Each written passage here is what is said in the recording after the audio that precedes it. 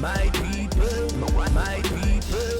we're ready to mount up like an eagle. Stand and fight against evil. A system rigged and deceitful. King. All right, ladies and gentlemen, welcome to another episode of the King Talks podcast, and this is a special series. This is our Black History Month campaign called I Am King, Our Men and Our History. And I'm your guest host, True Pettigrew. I also happen to be the chapter president of our King Raleigh chapter. And I am also the founder and president of True Access, which is an inspiration and empowerment organization that helps people build bridges and connect across different challenges. And it is a true honor and a privilege to be serving as guest host on this series, but it is even a bigger honor and a greater privilege to be able to bring this series home with my man, my brother, my friend, the world renowned. I don't even know how many more accolades I could put on this dude. But ladies and gentlemen, please welcome to the stage, Mr. Chris Broussard. Yeah. What up, man, Chris? I see why you so successful, man. You make people feel good about themselves. you brought to mind, I don't know if you saw the movie When We Were Kings, which is one of my favorite movies. And when, I think it was Norman Mailer, the writer, said that Don King had this great way of greeting people. And he made them feel like they were the most important person in the world when he greeted them. And that's what came to my mind as you were giving me that greeting. Well, thank you, man. You're more sincere than Don King, though. Because I meant it all, man. I meant it all. Well, look, Chris, you know, man, you and I go back. You know how I feel about you, man. I love you like a brother. You know that. I'm not ashamed to say it.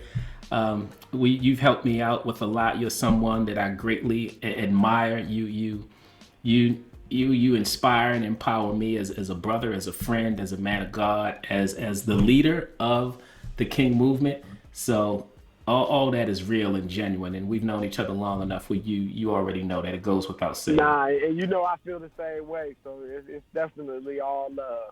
No, for sure. I appreciate that, man. But see, that's why we're here, right? I know a little bit about you. We have a relationship, but we want the rest of the world to hear a little bit about your story as we celebrate this Black History Month campaign with the King movement. So for those who don't know you and don't know who you are, why don't you tell us a little bit about who you are and how you became so well loved by sports fans across the world? Well, as you know, I'm an NBA analyst and sports broadcaster at Fox Sports. Been here since 2016. Before that, I was at ESPN for 12 years. I wrote for ESPN, the magazine. I, became one of their NBA reporters on television, did sideline reporting, was on SportsCenter on a regular basis, and just pretty much all of their NBA shows and even other shows like Outside the Lines, so on and so forth. And that's really how I kind of became, to whatever degree I am, a household name. It obviously started being on ESPN on a regular basis back in 2004. Before that, I was at the New York Times for 6 years covering the NBA. And then I was in Ohio at the Akron Beacon Journal, and my first job out of school was the Cleveland Plain Dealer, covering high school sports. So I started out covering high school sports as a part-time reporter in Ohio, and through God's grace, I've been able to move up to the NBA, and now, I have my own radio show with Rob Parker called The Odd Couple. It's a national radio show daily. And to our knowledge, we are the only two African Americans who host a national daily sports radio show. And we may be the first ever to do it. There were the two live stews in Atlanta, but their show was only syndicated on a very minimal basis, like maybe 20 markets at best. But we're in over about 350. And so I think we are. I may be, maybe I'm wrong, but I believe we are the first and the only ones right now. Oh wow! Well, it's interesting you say it, and that you say it that way, because again, I happen to know this about you, about how much pride you carry in your culture and your race and ethnicity, about how proud you are of being a black man, and even as you articulate this notable accomplishment with you and Rob, and many people may not know that about you. Like, some people may look at you and may not even know you black, like on the low, but. No, real talk. That's real talk. So talk a little bit about how that came about and like your knowledge just on black history, African American history, the African diaspora. Like I don't know if people might sleep on that about you, man. You blow my mind with the knowledge that you have every time we talk. Talk a little bit about how that came about. Well, I think my family. I'm from Louisiana. What some people say, Louisiana Creole, and Creole is a mixture. It could be a mixture of various things, but in American history, it's typically African and French or Indian, maybe Spanish, but with us, it's African and French to a large degree. And from Louisiana, so Creole heritage, but it's, we're black, ultimately. And my family, was always being proud to be black I just grew up with that in my family. My grandparents on my mother's side, they are not Creole. My mother's mother, my grandmother on my mother's side is just a straight up, black American, no French blood, no Creole heritage. But her husband, he told me he was not Creole. His name is Leonard Beauregard, which is obviously a French name. Oh, Beauregard, no kidding. You saw him, you would think he was a white man. To some degree, I guess I look like him, but I think his hair is straighter than mine. And then, of course, when I, knew him, he was older and he had lost a lot of his hair. So you would see him and probably think he was white. But he and my grandmother, they were very proud to be black. They both were very active in the NAACP. He actually is the reason that they began night school at Southern University, which is an HBCU down in Baton Rouge. Because he went to LSU to try to he wanted to get his degree. He was working as a postmaster. He actually became the first black postmaster in I believe it was the East Baton Rouge Parish, which is like the counties. They call them parishes down there. Right. But he wanted to get his degree, well after high school. This was well after his high school years, but he wanted to go back and get his degree through night school, and LSU would not let him do it because he was black.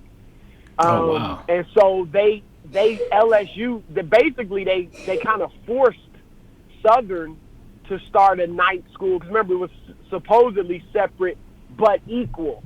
So if they offered night school at LSU but not at Southern, they couldn't claim that it was equal.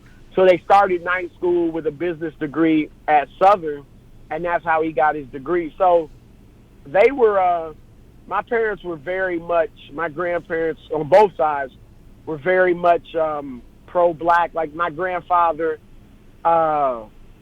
he walked, I told you, the first black postmaster in Baton Rouge, or East Baton Rouge Parish. So the first day he walked into his new, job as the postmaster. Right. And it was all white people there. And one of the white workers said, when they saw him, they said, "Oh, I thought they was going to send us a nigger." And he said, he looked at him and said, "You got him. Now get back to work." Yo. And, and then my other grandfather, on my father's side, that's where they were Creoles. Both my grandmother, whose name was Florence Theory, and my grandfather was Burley Broussard. And when he went to World War II, his first language was Creole. And so in World War II, he served as a translator, because Creole is, I always say, it's like an Ebonics, French Ebonics. You know, it's really a blackenized, if you will, version of French. Just like, you know, Black Americans, we speak English, but there is a certain Black American dialect. Right. You know what I mean? No, absolutely. And, no doubt. which is legitimate. You know, people laugh at the term Ebonics and all that as if it's not legitimate. It is legitimate. It's a legitimate dialect. There are rules. We haven't written down the rules, but there are rules, you know, that are a part of Black American English. It's a broken English, but here's the deal. American English, what we call standard English in America, is actually a broken version of the native the English Queen's that they English. spoke in England. Yes. Right, So right. it's really no different. If we were in power and we made Ebonics the standard language of the country, that, you know, it's just as legitimate. That's the point I'm trying to make. And so Creole is really a kind of a blackened version, if you will, of French. But he was able to be a translator in World War II between French and English. And anyway, he met African Americans in World War II who, you know, were saying, man, were from the North. Like, yo, you got to get up north, bro. Like, it's better opportunities for our people. Don't leave your family in the South, man. Get up north. So when he was done in the Army, he went back to Louisiana. My father had been born. Father was like 2 or 3 years old. And my grandfather, who had already been thinking about maybe going up north, he went to a store, and the white man behind the counter called him K.I.N.G, which meant little nigger in French. And he said from that point on, he was like, we getting out of here. You know, I ain't taking it no more. And he went up to Cincinnati, Ohio, which was the reason he chose Cincinnati, because it was the first stop after the Mason-Dixon line. And, So he knew that was north. He had crossed the line into the north. He just went north, and once he crossed the Mason-Dixon line, he just stopped in Cincinnati and got a job. He worked as a cement finisher, and asked him, you know, some cab drivers took him. He said, take me where the colored folk live. And he went to made him a place in Cincinnati, and then went down. Once he had, you know, saved up a little money, got settled, he went down and got my father and my grandmother, and then his other 3 children after that were all born in Cincinnati. So our roots, so from that and then on to my parents, you know, my father, just growing up, man, he was very pro-Black.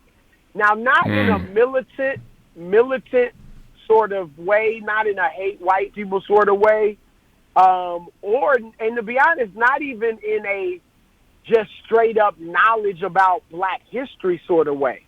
You know, like you know, you talked about my knowledge of Black history and things. He didn't have all that. You know, He did march. You know, he and my mom went to an HBCU, Xavier University in Louisiana, back in New Orleans. That's where they met.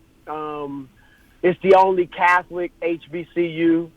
And he marched in some of the civil rights, you know, marches. But he didn't have a ton of historical knowledge, certainly about African history, but probably, you know, he knew some Black history, of course. But it wasn't like, when I say pro-Black, it wasn't in that sense. It was in the sense of just proud to be Black, watching sports, proud of the brothers dominating, always pulling for the Black quarterback, pulling for the team the with Black the most boxer. brothers. Right. the Jerry, you know, Larry Holmes over Jerry Cooney. It wasn't even a question who we pulling for, you know. The music, you know, Black, like it really was on a, you know, like Black music, loving Black music, loving our black dominance of athletics. So he would have put me out the house because I was pulling for the Patriots when they played the Eagles when Donovan McNabb was quarterback. Wasn't none of that. and of course we were Lakers over Celtics, of course. But, of course. And so that just, he told us stories from the Army of how he got in fights because, he'd be around some white guys and they wouldn't know he was black, and they're talking about niggas, and you know what I mean? And so just there was instilled in us, like, and it really was, and we lived in the black neighborhoods or very integrated, if not either majority black or certainly very integrated neighborhoods until I was in my 7th grade year, junior high. And so after that, from junior high on through high school, I was in predominantly white areas. And so, you're a young kid up until 7th grade, so you're really not thinking about, race. You think about it to some degree. I thought about it a lot, but not in a sense of deep thought, not in the sense of, the issues of the world and how race plays into them, and, just didn't know stuff like that to even think about it. And then as I got older in college, I went to Oberlin College and was, lived in an all-black dorm called the African Heritage House. You didn't have to live there, but you could if you were black. I lived there my first 3 years. And, Oberlin has a great black heritage.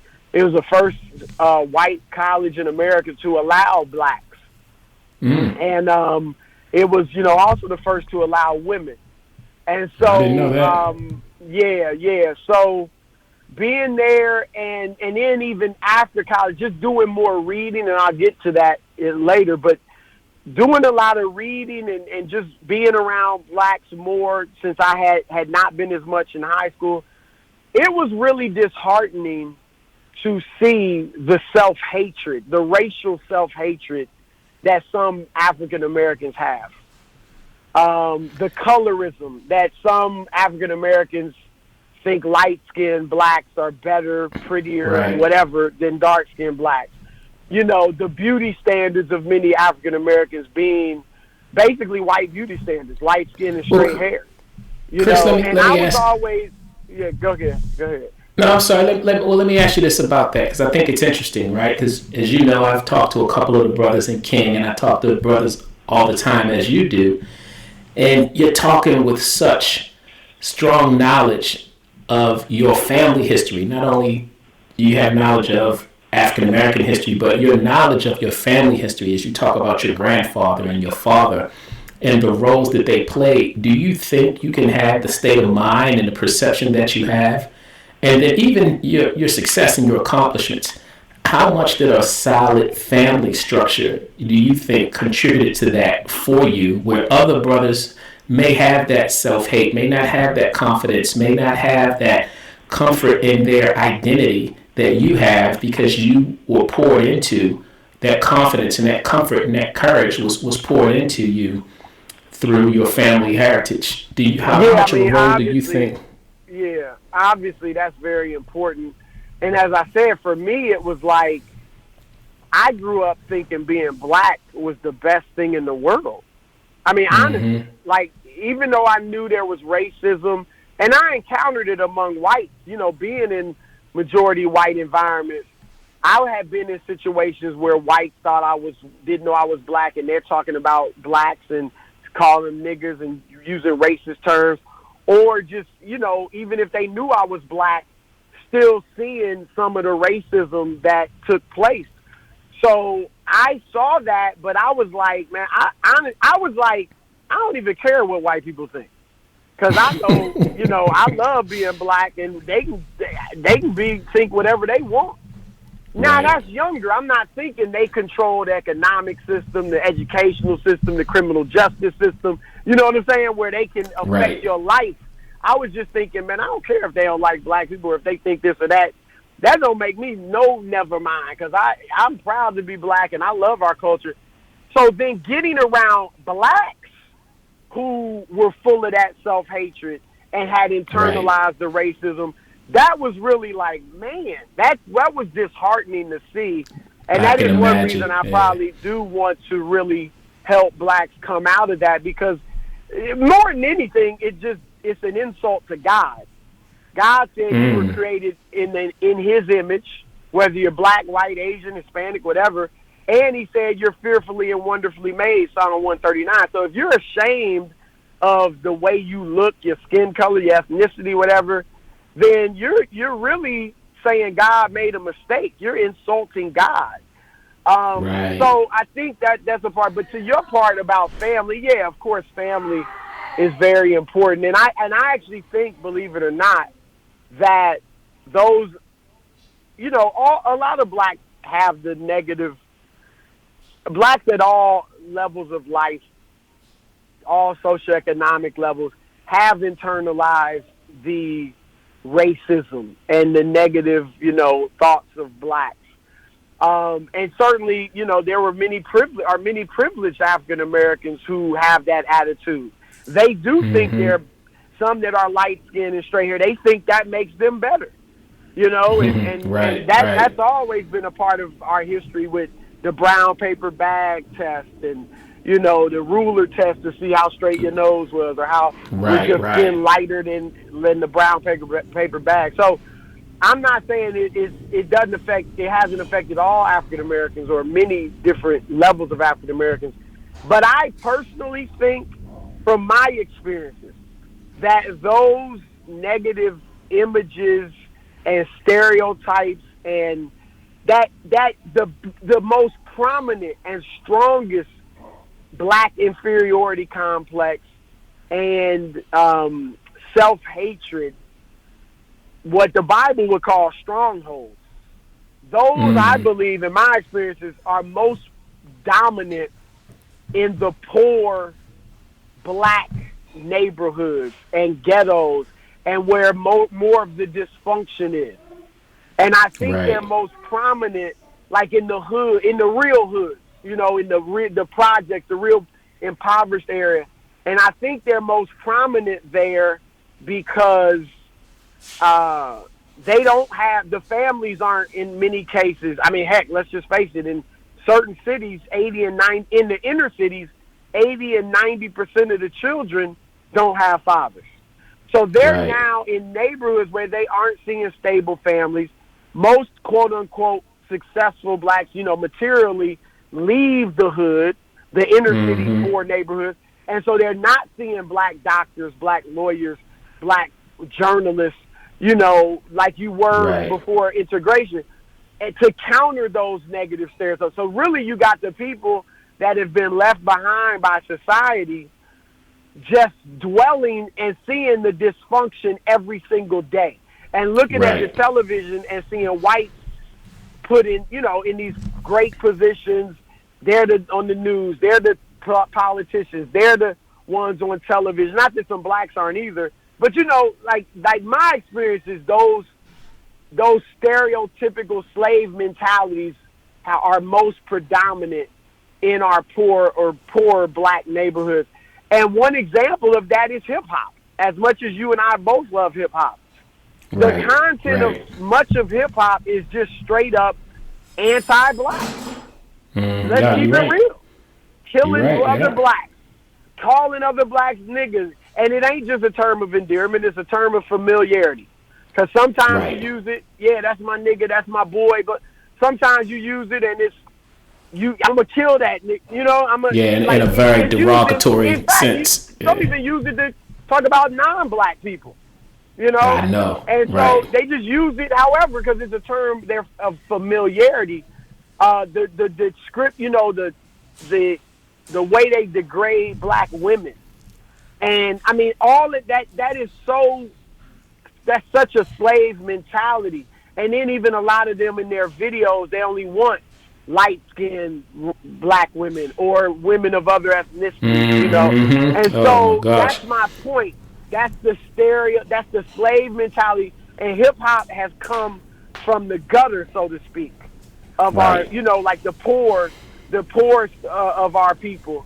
And it's good that it has put, these it's given a voice to the voiceless, the formerly voiceless, but that voice in many cases is one that reinforces a lot of negative stereotypes and thinking among black people.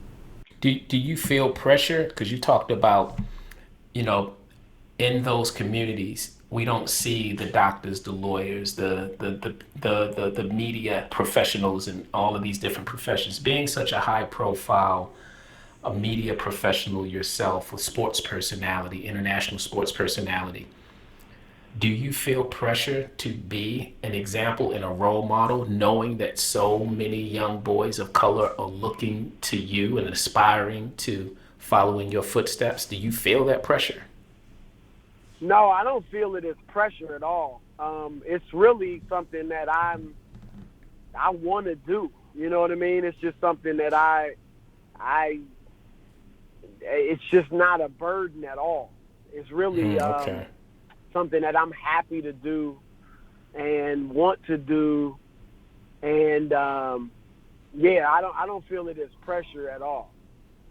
Let me talk a little bit about fatherhood really quickly, because I know that you're a father, and as we talk about, you know, the fatherlessness in the black community, you and I have both seen on social media this movement that was created when we lost a basketball icon, man, international superstar Kobe Bryant. And you and I would joke about it over the years. You know, Kobe was my favorite player, so that hit hard, and that hurt, right? But I saw your post recently about the top 5 things about Kobe. And what I appreciated and found interesting about that is you started off talking about the personal stuff, the relationship you had, and just his character as a man, as a human being, him being a father. And we saw some of that play out in social media posts with the girl dad hashtag. And a lot of brothers and men that we're talking about in these socioeconomically challenged communities, these men that aren't with their children's moms, but expressing a pride of girl dad. Do you think that because of his celebrity, do you think that has had an influence on how we view the family structure, and seeing the influence that he had? Do you think that could be replicated with a lot of our celebrities that are currently like not having to wait until something tragic happens? Do you think that people like yourself and other notable celebrities can be proactive in reinforcing the values of family structure? I think it can. Man, that's a deep question, because one thing, and we know that roughly 75% of black children are born without a father in the home. And in America as a whole, I believe it's around 50% of all children being born today, of all races. So it's really becoming a major epidemic. And I think, particularly when we're talking about the black community, it's not as simple as man up, be a father to your child. There are those that try to go and proclaim that man up, be a father to your child. And that's an aspect of it. But there's also an economic aspect. And so many black men are disenfranchised, some for their own reasons, but many strictly because of racism. So, for instance, many have been locked up for marijuana use when a white American of the same age, young age, is not locked up. There are some, of course, who are, but the statistics show that blacks and Latinos are far more likely to be locked up for drug possession or selling than white, even though they sell them at roughly the same percentage. And blacks actually use drugs at a slightly less percentage than white. But yet we're the ones targeted to be locked up. So when you do that, now you got a brother in the system. Now his education's disrupted. Now it's harder for him to get a job. He can't get a job making, any decent money. So that all goes into why some of these guys may not be the fathers they should be, or we think they should be. So the systemic issues are contributing to that fatherlessness. Exactly. yes, man up, be responsible as an individual is part of it, but there are the systemic issues, the mass incarceration, the unequal educational opportunities, the unequal job opportunities, things like that. And you see with a Kobe Bryant, and you see it with a lot of guys, a Chris Paul, a LeBron James, and Chris didn't grow up poor. He grew up in a good middle-class family. But even among athletes or entertainers who do grow up poor and in a broken family situation, once they get the economic means, they do, raise their family in a nuclear family, and they have their wife and they raise their children. You see what I'm saying?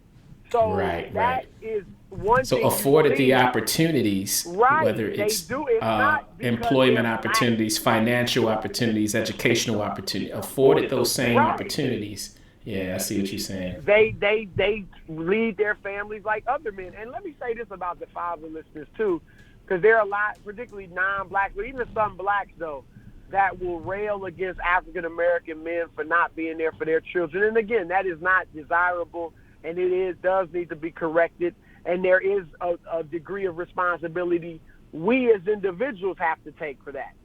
But I would say this too. In slavery, you had white men who, get this, enslaved their own children. Think about that. That's right, because if they had children with one of the female slaves, Yes. So it's not just black men who have not nurtured their children in many situations. That's deep. You enslaved your own children, and all that goes with that. Even if you made them a house slave, even if they may have gotten a little bit of better treatment because you knew they were your blood, you still made them slaves. And you still, in some cases, probably whether they might be sold away or raped or whatever it might be. So it's not something inherent to black men or anything like that. Let's get that straight. But I hope that this could spark, and here's another issue though, True.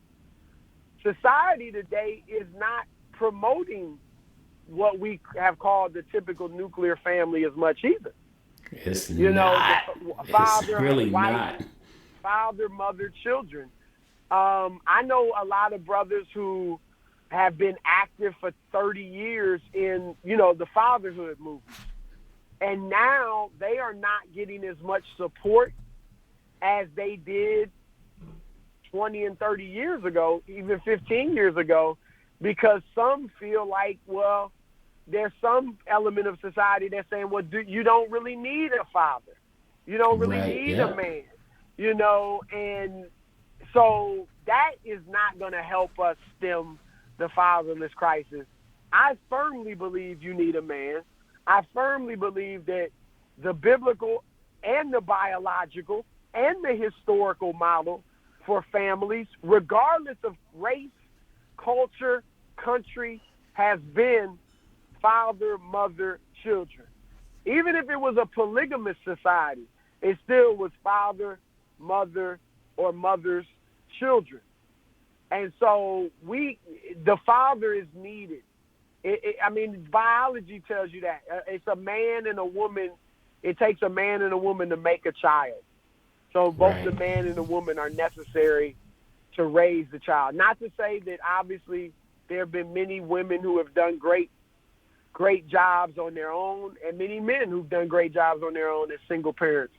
But the ideal, and we should never forget that and never strive for that, stop striving for that, is the father, mother, children.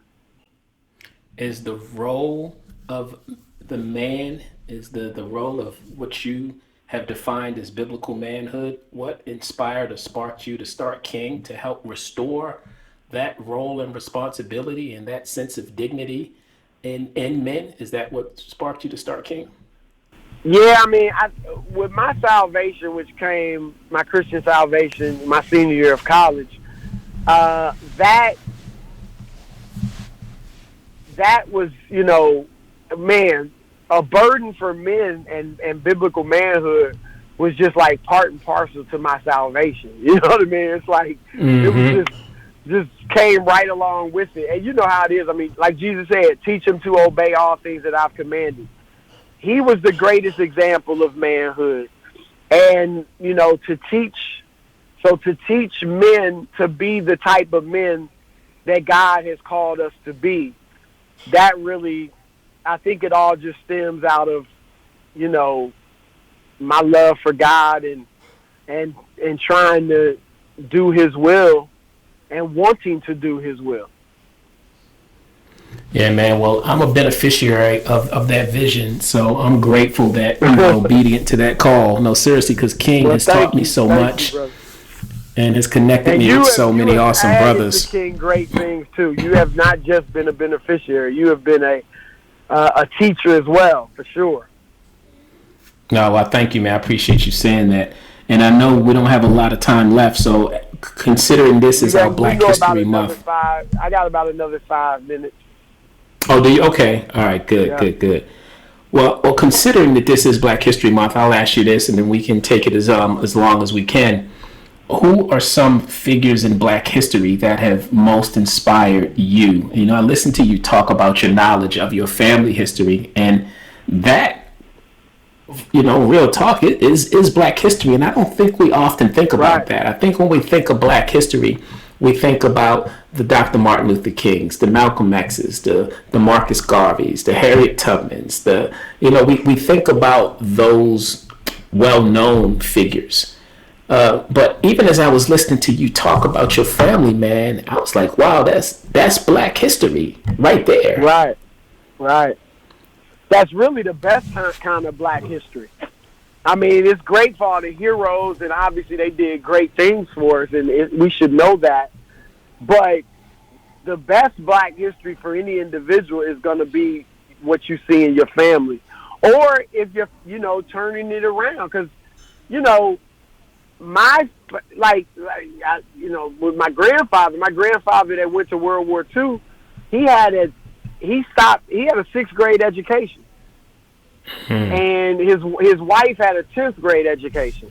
So when they moved up to Cincinnati, Ohio, they had no education, and he worked two jobs, a cement finisher and a contractor, and then he took correspondence courses to learn how to build and repair television sets through the mail. And eventually, by the time I was born, and I'm seeing him, he had his own TV repair shop, and we used to go on TV calls with him. So, bro, he learned how to do that through the mail? Through the mail, correspondence course. He used to repair television sets. And that's crazy. My point is that he changed the direction and destiny of his whole family. Because even though he only had a 6th grade education, all 4 of his children went to college. They all went to Xavier and graduated from college. All of their kids, which is 8, 2, 6, 7, 8. Their 8 grandchildren all went to college and graduated. And now we've got kids who graduated from college or are in college. So he changed the entire destiny of his family. So even a brother or sister listening who's maybe you come from a family that has struggled and you know, has had a lot of dysfunction, you can be the change agent for your entire family. So you're not hindered by your family history. You just have to make up in your mind that I'm going to be the one to change it. And if my grandfather could do that back in the 40s and 50s, then you know, with the opportunities we have today, even though there's still some racism, we obviously have more opportunities than we had 60, 70 years ago. Then if he could do it back then, you can certainly do it today if you make your mind up to do it and you have the right mentality. And again, it wasn't easy. He worked 2 jobs. Right. His fingernails as a cement finisher were so hard that he had to cut his nails with a knife. Wow.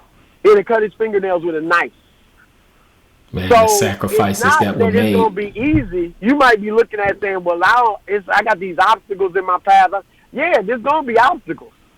But you have to be that committed to your family. He did it for his family. And nowadays, not just black, but all of us in America, there's so many more distractions nowadays. You know, it's so easy to sit there and just watch ESPN or Fox Sports 1 all day, watch sports all day, watch movies all day, watch Netflix, play basketball all day, listen to music all day. You know, like, there's so many, go to the mall and even the poorest of a shop all day, you know. Like, there's so, but people back in the day, a generation or two ago, they didn't have all this time to sit around and worry about, am I happy? Do I have the latest pair of sneakers? They did what had to be done. Right. And I'm better for it because my grandfather made those sacrifices. His children's lives were easier than his. My life was easier than my parents. I had more opportunities than they had. My children have more opportunities than I had. Good. You know, I didn't go out of the country other than Canada, Niagara Falls, till I was like on my honeymoon. I went to Mexico, Cancun. My children, they've been they 21. They've been to Europe more than me.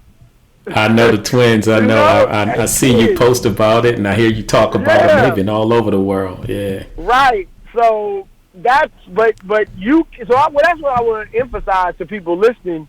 You be the change agent for your family. Right. If it needs that type of change. Tamika and I laugh. Like, Austin, you know Austin, right? Austin's 7 years old, bro, and this kid has multiple stamps in his passport. That just cracks me up. Right. And that's because of your hard work and your parents' hard work, and you know what I mean? Like, it's so we have to regain that. You know, like I said, my grandfather was doing it for his kids. Mm-hmm. My parents were doing it for us. Like, he was literally doing that so his kids and grandkids could have a better life. Our ancestors, we always say it, but those that marched, those that bled, those that died so we could vote, so we could go to integrated schools or do this or do that. We say it, but do we really think about it? Do we really embrace it? Do we really understand they did this knowing they wouldn't benefit from it? Right. But they did it for those that they didn't even know yet, weren't even born yet, and not just for family, but for other blacks, period. Well, Chris, I heard you speak one time. Well, I've heard you speak a number of times, but one particular time that I heard you speak, and I don't know if you remember saying this, you were addressing some high school students, and I remember you saying to them, the choices and decisions that they make today are going to affect the next 20 years and generations to come, the next 20 years of their lives and generations to follow. And I thought that was so powerful and poignant, is the decisions that we're making today, particularly for students at that life stage and at high school. I know you don't have a lot of time, but can you just break that down for those that are listening? When you say that, what's kind of the key takeaway it really starts earlier. I mean, but you know, like you said, speaking to high school students or college students, those 8 years, those 4 years in high school and the 4 years in college, are really the 4 years in high school, because if you don't take care of business there, you're probably not going to college. So those 4 years in high school, the decisions you make in those 4 years will affect, I believe I said, the next 40, 50 years of your life.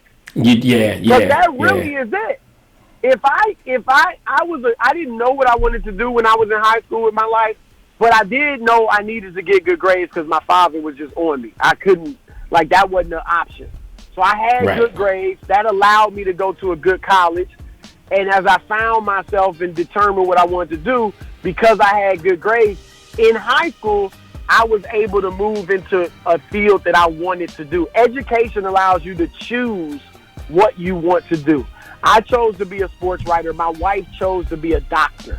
because we both had education. And so there's so much more I can say, but there is no truer statement.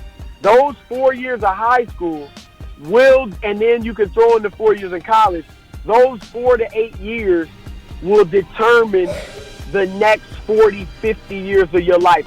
Sure, there are occasional exceptions, but the general rule is that those 4 years will largely determine your next 50 years. And I'm in a position, my life, I look back, yes, high school was great, college was great, but my life is getting better. I look back with fond memories, but I don't look back wishing I was, man, that's when I had my heyday, my glory days. My life is getting better. Because I did things, sacrifices I made back then. So, yeah, but I got to roll, brother. But hey, man, this has been awesome. I wish I had another hour, man. You know that. Nah, I know, man. I could talk to you all night, bro. Hey, this was great. Hey, man, thank you, Chris Broussard, for blessing us with your presence. And I look forward to chopping it up with you again soon, bro. All right, my brother. Strong in the Lord. Strong in the Lord. Slaves in 2018, pulling the big king with a crown in the middle, looking like tug of war. I guess they forgot the inheritance of the Lord. Dying over streets when God gave him the earth. It's all in the Bible, just do your research. White man's religion, that's just fake news. The cross hit Africa for Europe even knew. This ain't black versus white, this is dark versus light. But racism might distract you from the Christ on sight. So here's the Visine, me and my team.